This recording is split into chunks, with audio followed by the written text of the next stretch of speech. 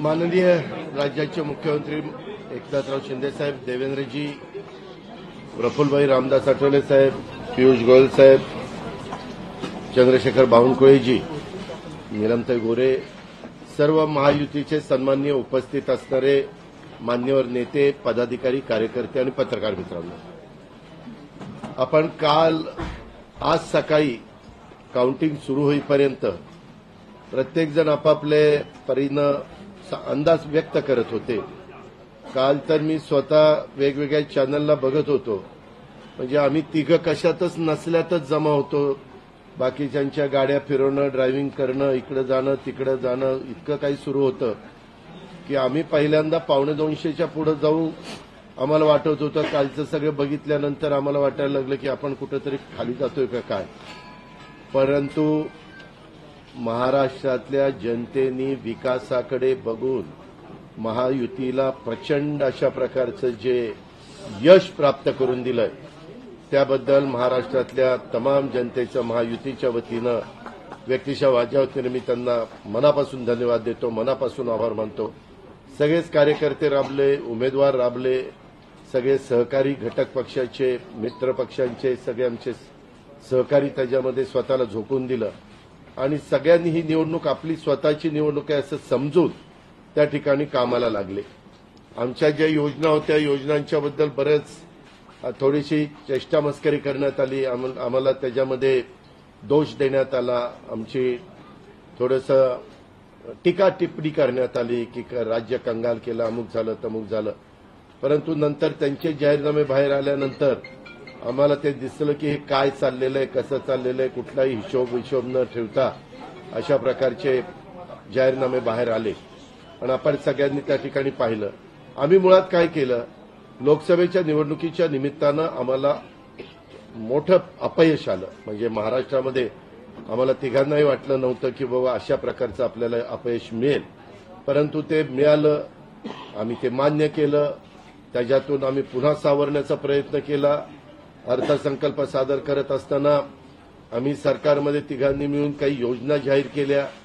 त्या योजना इतक्या पॉप्युलर झाल्या, त्याच्यामध्ये लाडकी बहिणा म्हणजे गेम चेंजरच ती योजना झाली. अंडर करंट असा का बहिणींनी दाखवला की मी सगळे उताने पडले, सगळे आडवे झाले. एक माझं स्वतःचं स्पष्ट मत आहे, प्रत्येकाची वेगवेगळी मतं असू शकतात आणि उलट आमच्यावर आता जबाबदारी वाढलेली. कारण एवढ्या प्रचंड बहुमताने, म्हणजे मी तर जसा राजकारणात आलोय तसं 222 आणि 225 महायुतीला किंवा कुठल्याही आघाडीला महाराष्ट्रामध्ये तरी कधी असं यश मिळालेलं माझ्या तरी पाहण्यात नाही, माझ्या तरी ऐकवत नाही. कदाचित पूर्वीचा काळ वेगळा काँग्रेसचा असेल त्यावेळेस कधी झालं असलं तर माहिती नाही, परंतु बाकीचे विरोधक नगण्य होते त्यावेळेसची गोष्ट.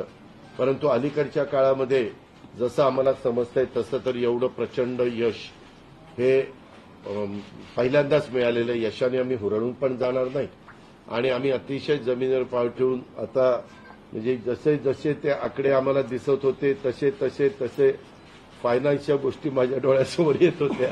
मी देवेंद्रजींना पण फोन केला तेव्हा म्हटलं देवेंद्रजी खूप काही काम करावं लागेल. एकनाथरावजींना पण तसं सांगितलं की फार आर्थिक शिस्त आपल्याला त्याच्यामध्ये आणावी लागेल आणि आम्ही आणू. त्याच्यात आम्हाला हे नवीन नाहीये, आम्ही सगळे अनुभवी माणसं, आम्हाला त्याच्यामध्ये कुठली काही अडचण नाही. आणि शिवाय आमच्या पाठीशी केंद्र सरकार आहे, तो आम्हाला खूप मोठा एक आधार आहे. एक आमच्या पाठीशी एक मोठा भक्कम अशा प्रकारचा भरोसा आहे आणि त्याच्यामुळं या सगळ्या ज्या काही गोष्टी झालेल्या आहेत, आता विरोधक टीका करतात की बाबा बॅलेट पेपरनी घ्यायला पाहिजे होतं, मग बॅलेट पेपरने लोकसभेला पण घ्यायला पाहिजे होतं. लोकसभेचा निकाल लागला की तो बरोबर आणि इथला निकाल लागला की बॅलेट पेपर यायला पाहिजे, मग मशीन काय ईव्हीएम बरोबर नाही, असं नाही चालत. आता झारखंड पण आमच्या हातनं गेलंच ना, आम्ही कुठं काय म्हणतो. ठीक आहे, त्या जनतेने कौल दिलेला आहे तशा पद्धतीनं महाराष्ट्रातल्या विशेषतः महाराष्ट्रामध्ये बऱ्याचदा आपले जे 6 रिजन आहेत ना, मराठवाडा, विदर्भ, पश्चिम महाराष्ट्र, कोकण, मुंबई, अशा सगळ्या वेगवेगळ्या रिजनमध्ये, नाशिक, सगळीकडेच तुम्ही बघितलं तर सगळीकडे महायुती जोरात चालली.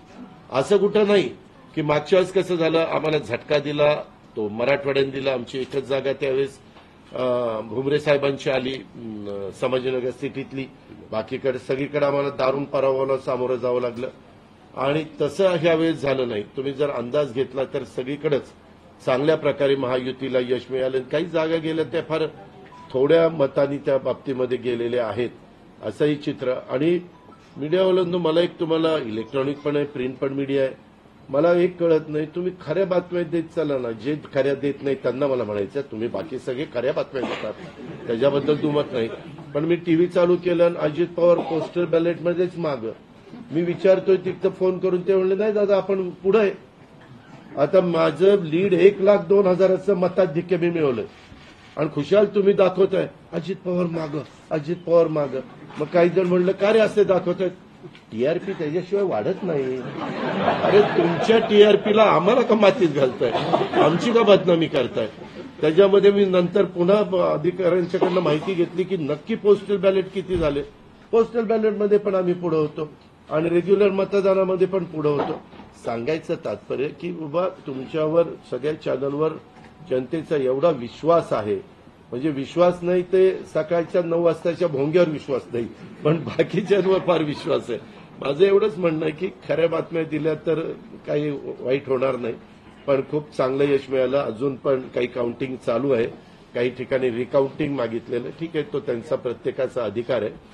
पण खरोखरीच सगळ्याच राज्यातली जबाबदारी आम्हा महायुतीवर वाढलेली आहे आणि त्या उलट आम्हाला अधिक जास्त बारकाईनं इथून पुढे काम करावं लागणार आहे. कारण एवढं दैदिप्यमान यश या सगळ्यांनी मिळवून दिलेलं आहे आणि जनतेचे मानावे तेवढे आभार कमीच आहेत. म्हणजे काय आता त्यांच्याकरता, म्हणजे त्यांच्या ऋणातच आम्ही राहू इच्छितो. आणि 5 वर्ष अक्षरशः अतिशय एकोप्याने ही युती शेवटपर्यंत कशा पद्धतीनं काम करेल आणि जनतेने टाकलेल्या विश्वासाला कुठल्याही परिस्थितीमध्ये तडा जाऊन दिला जाणार नाही. अतिशय चांगल्या पद्धतीनं राज्याच्या सर्वांगीण विकासाच्या करता जसं आम्ही विकास हा केंद्रबिंदू मानून पुढे गेलो तशाच पद्धतीचं काम हे इथून पुढच्या काळामध्ये देखील महायुतीच्या वतीनं त्या ठिकाणी चालेल अशा प्रकारची खात्री मी आपल्या पत्रकार मित्रांना पण देतो आणि आपल्यामार्फत महाराष्ट्रातल्या तमाम जनतेला देतो. पुन्हा एकदा मतदार बंधू भगिनींचं, सर्वांचं, मीडियाचं, इलेक्ट्रॉनिक प्रिंट सर्वांचं मी मनापासून आभार मानतो, मनापासून धन्यवाद देतो. धन्यवाद. अरे मराठी मातृभाषा अभिजात भाषेचा दर्जा आत्ताच दिलाय ना, लगेच विसरायला लागला. नाही हे दिल्लीत बोलतो मी माझी भावना मगाशीच मांडली आहे की केवळ आत्ता एवढंच सांगेन की महाराष्ट्राच्या जनतेसमोर आम्ही नतमस्तक आहोत. जनतेने ज्या प्रकारचा विजय दिलेला आहे, खऱ्या अर्थानं हा विजय एक प्रकारे आमची जबाबदारी वाढवणारा विजय आहे. देशाचे प्रधानमंत्री मोदीजींवर महाराष्ट्राने दाखवलेला विश्वास आहे आणि त्यामुळे आता आम्हाला खूप काम महाराष्ट्रामध्ये करावं लागेल याची आम्हाला जाणीव होते आहे. म्हणून पुन्हा एकदा महाराष्ट्रातल्या सगळ्या मतदारांच्या चरणी आम्ही नतमस्तक होतो आणि त्यांना आश्वस्त करतो की त्यांनी जो विश्वास दाखवला त्या विश्वासाला आम्ही तडा जाऊ देणार नाही. सगळ्यांचे अतिशय मनापासून आभार.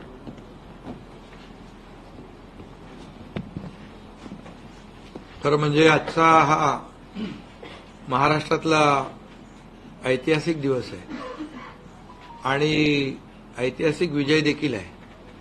आतापर्यंतच्या अनेक वर्षांच्या निवडणुका आपण पाहिल्या, परंतु ही निवडणूक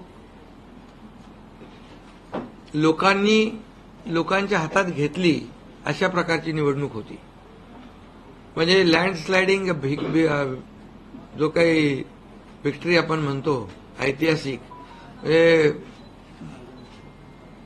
याला काय शब्द वापरायचे मला कळत नाही, परंतु लोकांनी मतांचा, प्रेमाचा वर्षाव महायुतीवर केला. कारण लाडकी बहीण असेल, लाडका भाऊ असेल, लाडका शेतकरी असेल, एकंदरीत सगळ्याच घटकातल्या लोकांनी यावेळेस महायुतीवर प्रेम दाखवलं आणि त्यामुळे मी सगळ्या मतदारांना मनापासून धन्यवाद देतो आणि त्यांना एवढ्या मोठ्या ऐतिहासिक विजयासाठी साष्टांग दंडवत घातला पाहिजे अशा प्रकारचं काम मतदारांनी केलेलं आहे. खरं म्हणजे गेल्या 2-2.25 वर्षामध्ये मी, देवेंद्रजी, अजितदादा आम्ही जे काम केलं या राज्यामध्ये की शिवसेना, भाजपा, राष्ट्रवादी, आरपीआय, आमचे आठवले साहेब इकडे आहेत आणि आमचे इतर घटक मित्रपक्ष आणि जे निर्णय आम्ही घेतले ते निर्णय आतापर्यंतच्या इतिहासामध्ये न भूतो न भविष्यते असे होते. म्हणजे एकीकडे विकास केला आम्ही, डेव्हलपमेंट म्हणजे जे 2.5 वर्षात महाविकास आघाडी सरकारने जी काही कामं बंद पाडली होती, स्पीड ब्रेकर टाकले होते, सगळी कामं थांबवली होती. तुमच्या काळातली जी कामं जसं महाविकास आघाडीचं सरकार 2019ला आलं त्यानंतर ती सगळी कामं बंद पाडली, त्याला स्टे दिले आणि ते स्टे आम्ही सगळे काढले आणि कामं सुरू झाली. मग अटल सेतू झाला, समृद्धी झाला, आपला कोस्टल झाला आणि मेट्रो झाली, कारशेड झालं आणि मोदी साहेबांच्या शुभ हस्ते त्याचं आम्ही उद्घाटनही करू शकलो. ज्याचं भूमिपूजन मोदी साहेबांनी केलं त्याचं उद्घाटन करण्याचे भाग्य आम्हाला मिळालं आणि त्यामुळे कामाला आम्ही प्राथमिकता दिली, विकासाला आम्ही प्राधान्य दिलं आणि आम्ही त्यामध्ये एकच डोळ्यासमोर ठेवलं की या राज्याचा सर्वांगीण विकास आणि राज्याचा सर्वांगीण विकास करत असताना सर्व घटकांना आम्ही समोर ठेवलं आणि पाहिलं की जे 2.5 वर्षामध्ये जी कामं त्यांनी थांबवलेली आणि 2.5 वर्ष त्यांनी जे सगळं बंद पाडलं होतं ते किती वेगाने आम्ही सुरू करू शकलो याचं समाधान आणि आनंद आम्हाला आहे. कारण त्याचे तुम्ही ते फळं पाहत आहे. सगळी लोकांना आपण मेट्रो दिली, समृद्धी दिलं, अटल सेतू दिला, कोस्टल दिलं, लोक तो वापरू लागले आणि त्याचबरोबर दुसरीकडे कल्याणकारी योजना आम्ही केल्या. कल्याणकारी योजनेमध्ये लाडकी बहीण, मुख्यमंत्री लाडकी बहीण योजना, त्यानंतर मग लाडका भाऊ केला आम्ही, युवा प्रशिक्षण योजना केली, 3 गॅस सिलेंडर दिले, त्यानंतर वयोश्री योजना केली, शेतकऱ्यांची आम्ही योजना केली, शेतकऱ्यांना वीज बिल माफ केलं, शेतकऱ्यांचं जे किती 7.5 HP 3, 5, 7.5 3, 5, 7.5 आणि त्या पंपाचं वीज बिल माफ केलं. शेतकऱ्यांना आम्ही 2.5 वर्षामध्ये 2.25 वर्षामध्ये आतापर्यंतच्या इतिहासामध्ये जेवढा मोबदला दिला नव्हता 15,000 कोटी रुपये तो दिला. त्यांच्या योजनांसाठी 45,000 कोटी रुपये. म्हणजे एकंदरीत कल्याणकारी, मी डिटेलमध्ये जात नाही त्याच्यामध्ये, पण एकीकडे विकास आणि दुसरीकडे कल्याणकारी योजना याची आम्ही सांगड घालण्याचा प्रयत्न केला आणि नेमकं यामध्ये आमचा उद्देश एवढाच होता की या राज्याला पुढे न्यायचं, या राज्याचा सर्वांगीण विकास करायचा, या राज्यातल्या प्रत्येक घटकाला काही ना काही राज्य सरकारच्या माध्यमातून आधार मिळाला पाहिजे. आणि मग आम्ही सर्वसामान्यांचं सरकार म्हणायचो. मग सर्वसामान्यांचं सरकार म्हणताना सर्वसामान्याला काय मिळालं याचा विचार आम्ही केला आणि मला अभिमानाने या ठिकाणी सांगायचं आहे की मोदी साहेबांनी, केंद्र सरकारने देखील आमच्या पाठीमागे उभे राहिले ताकदीने की जे आमचे प्रस्ताव जे आहेत ते त्यांनी मान्य केले आणि मोठ्या प्रमाणावर गेल्या 10 वर्षामध्ये जे केंद्राने देखील या राज्याला 10 वर्ष तर जाऊ द्या, पण 2-2.5 वर्षामध्ये देखील आम्हाला लाखो कोटी रुपयांचं सहकार्य केलं. त्यामुळे एक डबल इंजिनचं सरकार देखील या राज्यामध्ये, वेगवान सरकार, गतिमान सरकार, निर्णय घ्यायला धडाधड निर्णय घेतले आम्ही. त्यामुळे 2.5 वर्षात सिंचन प्रकल्प 4 त्यांनी केले महाविकास आघाडीने, आम्ही होतो तिकडे. आणि आता आमच्या वेळेस सुप्रमा 124 सुप्रमा दिल्या. म्हणजे एक फक्त उदाहरण की अशा प्रकारचं काम आम्ही केल्यामुळे या राज्यातल्या जनतेने सर्वसामान्य माणूस आम्ही केंद्रबिंदू मानला. म्हणजे त्याच्यामध्ये महिला आहेत, गरीब आहे, युवक आहे, शेतकरी आहे, यांना आम्ही केंद्रबिंदू मानून काम केलं आणि त्यांच्यासाठी आम्ही योजना केल्या. काय आमच्यावर आरोपही झाले, एका रेवड्या बाटण्या काय काय काय म्हणजे तुम्ही हे वाटप सुरू केलंय, बहिणींना विकत घेताय का, काही लाच देताय का, या सगळ्या गोष्टीला आम्ही सामोरं गेलो. कोर्टामध्ये काही लोक गेले ही योजना बंद करण्यासाठी. आणि म्हणून लाडकी बहीण योजना जी आहे, त्याचबरोबर शासन आपल्या दारी, आम्ही याच्यापूर्वी शासन आपल्या दारी आम्ही केलं. डायरेक्ट तेव्हाही योजना होत्या, पूर्वी लाभही होते, सगळं होतं. परंतु लोक कंटाळून त्या योजनांचा लाभ घेण्यापासून वंचित राहत होते. आम्ही 5 कोटी लोकांना त्याचा लाभ दिला, शासन आपल्या दारी.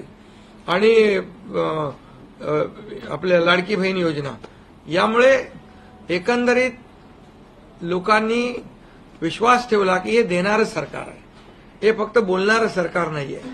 आणि म्हणून देणारं सरकार आहे याच्यावर विश्वास ठेवला आणि कल्याणकारी योजना ज्या केल्या आम्ही फक्त बोललो नाही, तर 5 इन्स्टॉलमेंट लाडक्या बहिणींच्या खात्यात टाकले सुद्धा.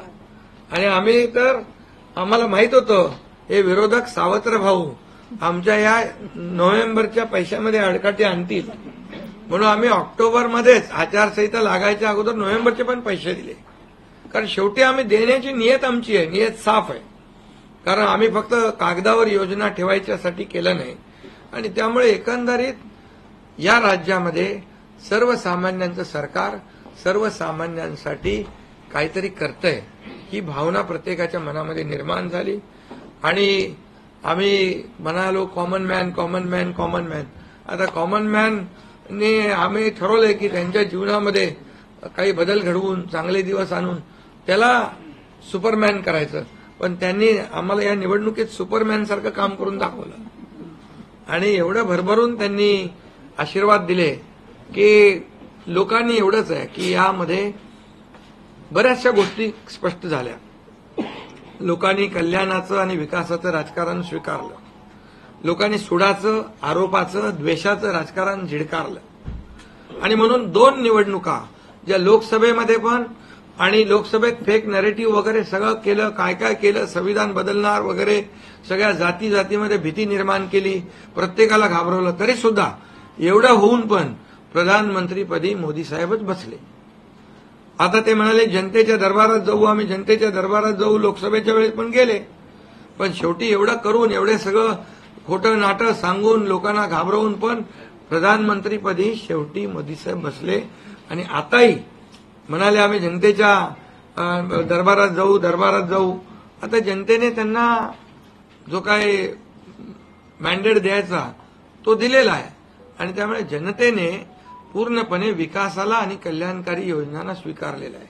यामध्ये लोक रोज आमचं सरकार स्थापन झाल्यापासून रोज सरकार पडणार रोज आम्हाला 3-4च शब्द ठेवले होते त्यांनी. ते शब्द तुम्हाला माहित आहे, मी ते परत त्याचा उच्चार करू इच्छित नाही. पण 4था शब्द होता का? नाही. पण आम्ही त्याला आरोपाने उत्तर नाही दिलं. आम्ही कामातून उत्तर दिलं त्याला. आणि कामातून उत्तर दिलं आणि ते काम लोकांना भावलं की बाबा हे काम करणारे लोक आहेत आणि काम सर्वसामान्य लोक आहेत.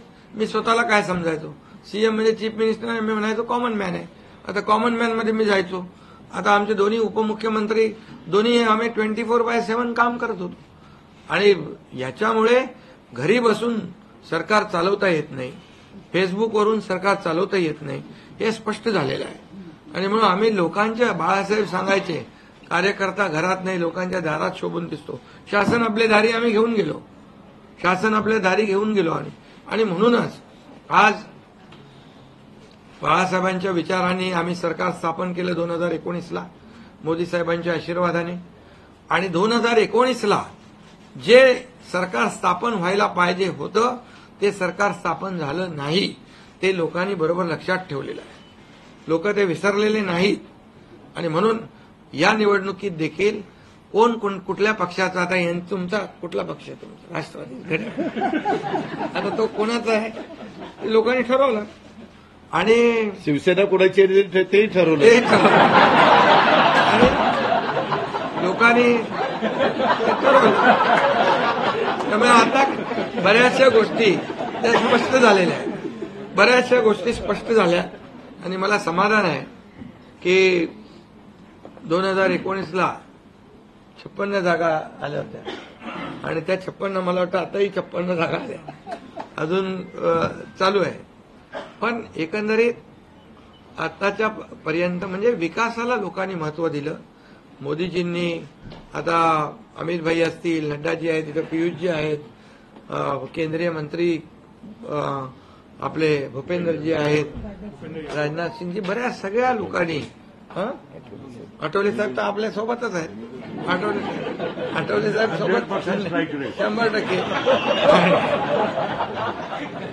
तर एकंदरीत आपण सगळ्यांनी या निवडणुकीमध्ये एकत्र येऊन काम केलं. आता एकत्र येऊन काम केलं, आता त्याच्यामध्ये काही लोकांनी म्हणा त्याचा अर्थ वेगवेगळा काढला. मोदी साहेब म्हणाले एकत्र या, विकासासाठी एकत्र या. आता लोकांना आवाहन केलं, जसं आम्ही काय त्याच्यामध्ये जातीपाती धर्माचा उल्लेख केला नाही, पण मतदानासाठी एकत्र या, विकासासाठी एकत्र या, या राज्याला पुढे घेऊन जाण्यासाठी एकत्र या, असं आवाहन करणं काय चुकीचं आहे. आणि लोकांनी ते एकत्र येऊन एकजुटीचं दर्शन या निवडणुकीमध्ये घडवलं आणि मतांची टक्केवारी वाढली, मतदानाची टक्केवारी वाढली, महिलांच्या आमच्या लाडक्या बहिणींच्या टक्केवारी वाढली. आतापर्यंत महिलांचं टक्केवारी कमी असायची पुरुषांपेक्षा, पण यावेळेस ती टक्केवारी जास्त आहे. आणि म्हणून लाडक्या बहिणी आमच्या ज्या आहेत त्या लाडक्या बहिणींनी सावत्र भावांना चांगला जोडा दाखवलेला आहे. आणि आम्ही म्हणायचो ना, खोडा घालणाऱ्यांना जोडा दाखवा. तर एकंदरीत ही निवडणूक जी आहे, ही निवडणूक विकासाच्या अजेंड्यावर, कल्याणकारी योजनांच्या ह्याच्यावर आणि जे विचार आहेत, आज आमचे शिवसेना म्हणून बाळासाहेबांचे विचार आहेत, दिघे साहेबांची शिकवण, मोदीजींची जे काही जो त्यांचा सपोर्ट आहे, केंद्राचा सपोर्ट आहे, या सगळ्या गोष्टी ज्या आहेत या निवडणुकीमध्ये कामी आली. शेवटी लोकांना काय पाहिजे? लोकांना शिव्याशाप नको आहे, लोकांना आरोप प्रत्यारोप नको आहे, लोकांना सुडाचं राजकारण नको आहे.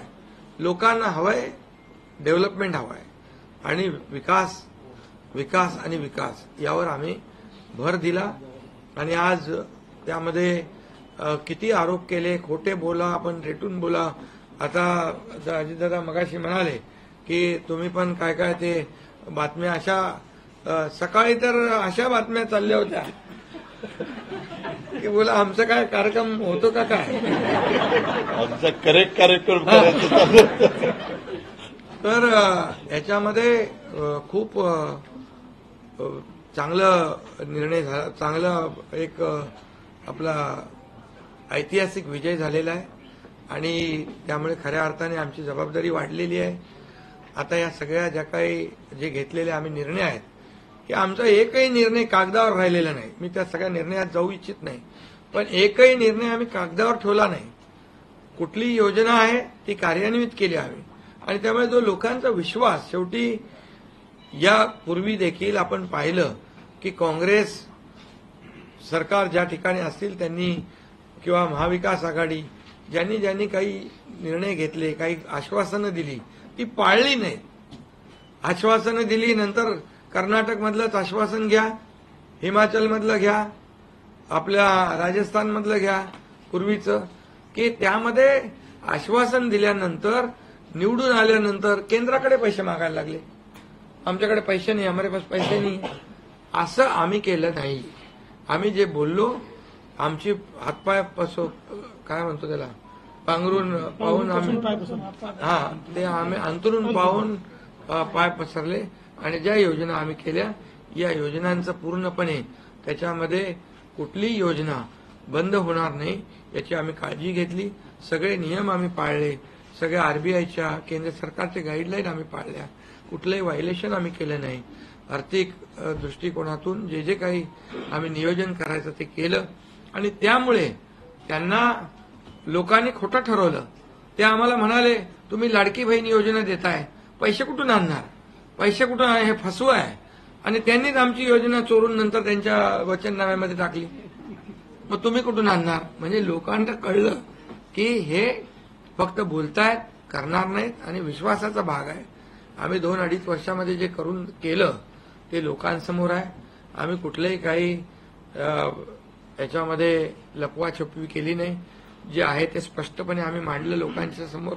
लोकांच्या दरबारामध्ये आम्ही गेलो आणि लोकांना काम आवडतं, लोकांना विकास पाहिजे, लोकांना कल्याणकारी योजना पाहिजेत, ते आम्ही देण्याचा प्रयत्न केला आणि विकासाकडे या राज्याला नेण्याचा आम्ही प्रयत्न केला. यामध्ये केंद्राचा आम्हाला खूप मोठ्या प्रमाणावर सपोर्ट मिळाला.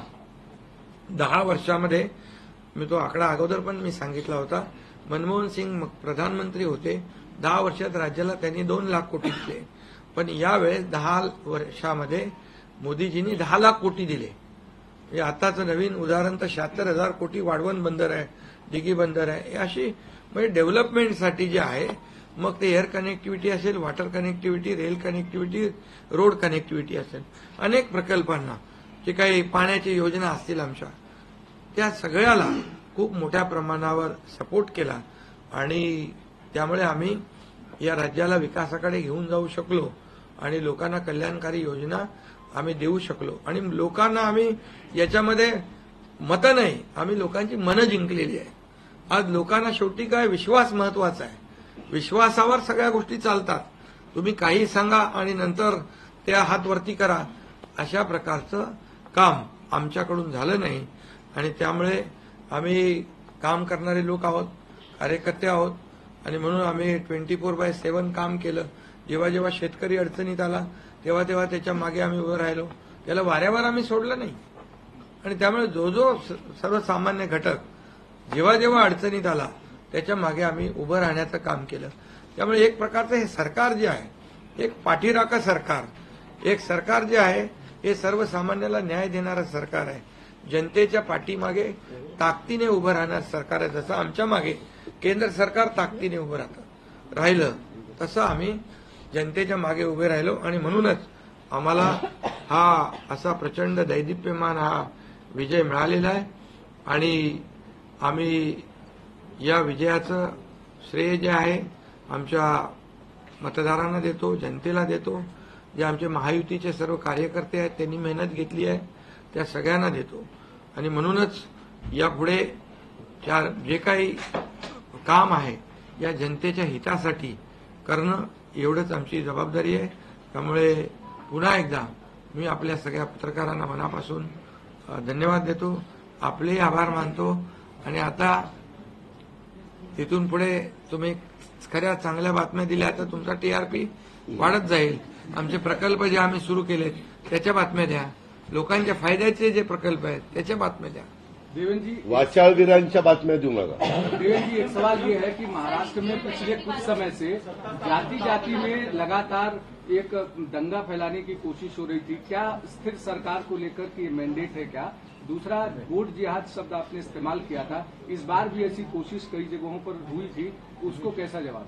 मुझे ऐसा लगता है कि प्रधानमंत्री जी ने एक जो नारा दिया था, एक है तो सेफ है, सब समाज को साथ में लाने वाली जो बात प्रधानमंत्री जी ने कही थी, महाराष्ट्र के लोगों ने उसको रिस्पॉन्ड किया है और महाराष्ट्र के सभी समाजों ने एक साथ मिलकर एक बड़ा मैंडेट हमको दिया है. मुझे लगता है कि आज निश्चित रूप से जो लोग तुष्टीकरण की राजनीति करना चाहते थे, जो डिविजिव पॉलिटिक्स करना चाहते थे, उनको करारा जवाब जनता ने ही दिया है और प्रधानमंत्री जी की बात को लोगों ने यहां पर एक्सेप्ट किया.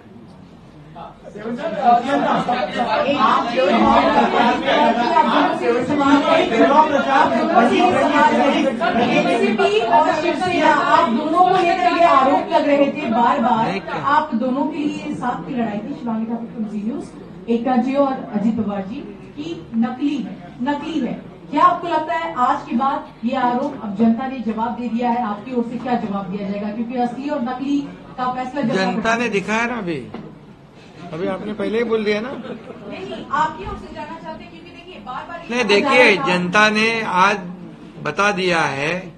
असली नकली में मैं जाऊंगा नहीं, लेकिन बाला साहब ठाकरे जी की विचारधारा वाली जो शिवसेना है, शिवसेना भाजपा की गठबंधन वाली जो शिवसेना है, एक विचारधारा वाली शिवसेना आज लोगों ने तय कर लिया है. कौन है? मैंडेट दिया है लोगों ने.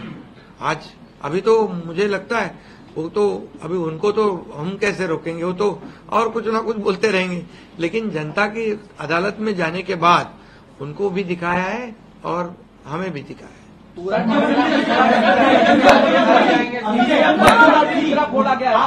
ईवीएम का देखो, अभी झारखंड में ईवीएम अच्छा है क्या? झारखंड में, कर्नाटक में ईवीएम अच्छा था. जब भी अभी वो लोग पहले जब जीतने के बाद बोलते ईवीएम अच्छा है, इलेक्शन कमिश्नर अच्छा है, वो लोग तो सुप्रीम कोर्ट तक तो उनको सलाह मशवरा देते हैं उनको। वो जो यंत्रणा उनके बाजू से मतलब उनके फेवर में रिजल्ट आते अच्छी है। अभी तो वोटर लिस्ट पे भी उन्होंने ऑब्जेक्शन लिया था। तो जब हार जाते हैं तो बोलते ये यंत्रणा खराब है, जीतते तो बोलते अच्छा है। ऐसा कैसा है?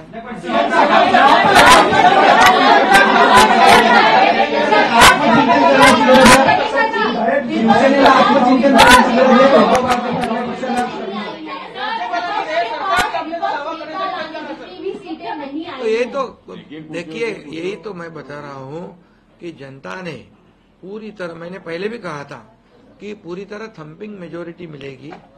ये पूरा लैंडस्लाइड विक्ट्री है ये पूरी तरह। अभी ये जनता ने भरपूर दिया है। अभी उनको उनकी जगह दिखाइए।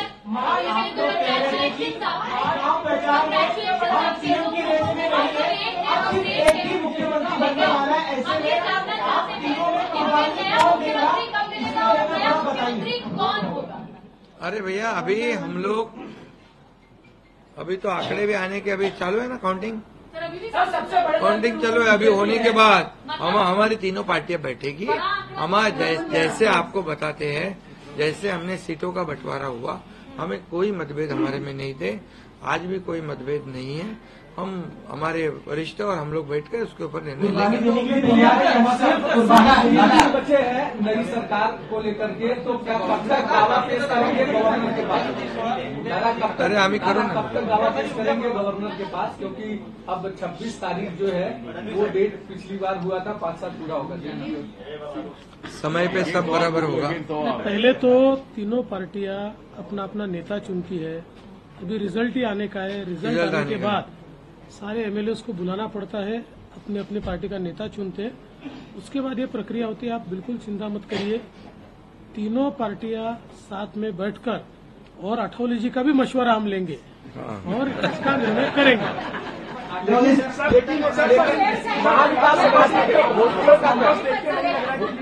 महाविकास अघाड़ी में दादागिरी होटल बुक किए थे कि वहाँ पर एमएलए को रखा जाएगा। तो ये जनता ने तय किया है ना, पर एक कमेंट जनता ने इतना भरोसा दिखाया है। अभी हमें जिम्मेदारी बढ़ गई है। हाँ, तो फिर वही तो पब्लिक जनता ने दिखा दिया है। जनता ने पूरा विश्वास दिखाया, तो हम पूरे विश्वास के साथ अभी काम करेंगे। हमने एक भी मीटिंग नहीं करी थी, हम लोग शांत बैठे थे। हमने मीटिंग भी नहीं करी थी और होटल भी बुक नहीं किया था, क्योंकि हमें मालूम था थंपिंग मेजोरिटी मिलने वाली है। उनकी आवश्यकता पड़े तो उनके होटल हम मांग लेंगे, उनकी बुकिंग हम ले लेंगे।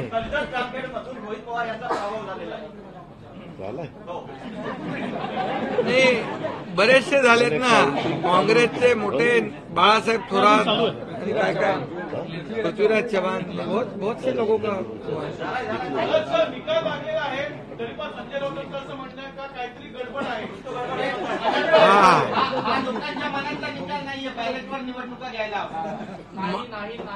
संजय राऊतची बरोबर आहे।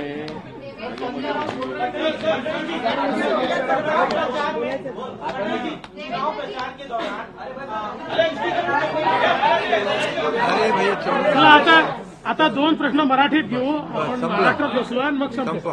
2 प्रश्न मराठी। अरे जाने दो ना, एक ही सवाल है क्या? आपका सवाल खत्म हुआ? सवाल खत्म। असं म्हणतात की बॅलेट पेपरवर निवडणुका घ्या, ईव्हीएमचा निर्णय माहीत नाही। पुन्हा एकदा तुम्हाला विचारतो, संजय राऊत कोण? ईव्हीएमचा निर्णय मान्य आहे।